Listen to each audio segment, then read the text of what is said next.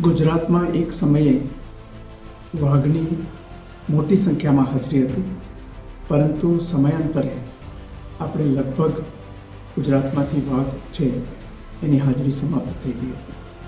પરંતુ ગુજરાતની જનતાને જણાવતા આનંદ થાય છે કે ફેબ્રુઆરી 2025માં સૌ પ્રથમ વાઘ છે એ વન વિભાગે ગોઠવેલા કેમેરામાં દાહોદ જિલ્લાના રતનમહાલ વિભાગની અંદર એક વાઘની તસવીર જોવા મળી.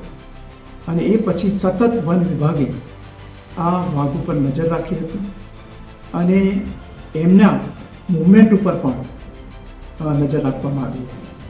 અને વારંવાર આ વાઘ છે એ સીસીટીવી ગોઠવેલા કેમેરાની અંદર ટ્રેપ થયો હતો.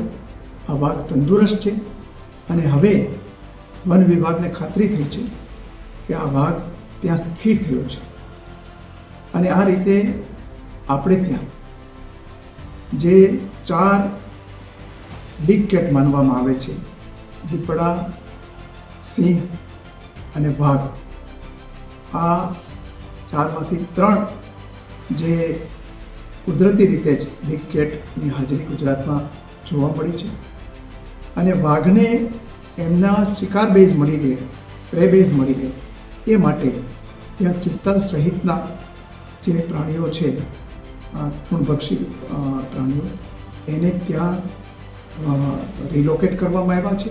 અને એ ઉપરાંત બીજો પણ પ્રે બેઝ ત્યાં રતનમહાલ જંગલની અંદર પૂરતા પ્રમાણમાં મળી રહેવાનો છે.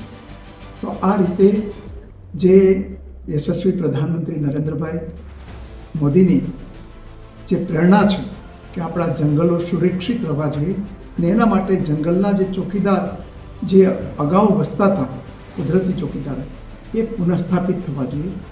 અને એને કારણે મુખ્યમંત્રી શ્રી ભૂપેન્દ્રભાઈ પટેલની આગેવાનીમાં વન વિભાગની અંદર વનનું અને વનમાં રહેતા પ્રાણીઓનું કન્ઝર્વેશન, સંવર્ધન અને રક્ષણ કરવાની જે નીતિ છે, એને કારણે આજે આ રતનમહાલ જે ખૂબ આ મધ્ય ગુજરાતનું અને મધ્યપ્રદેશ, રાજસ્થાનની આસપાસમાં આવેલું જે આપણું વન છે, એમાં વાઘની પુષ્ટિ થવાથી વન વિભાગ આનંદ અનુભવે છે.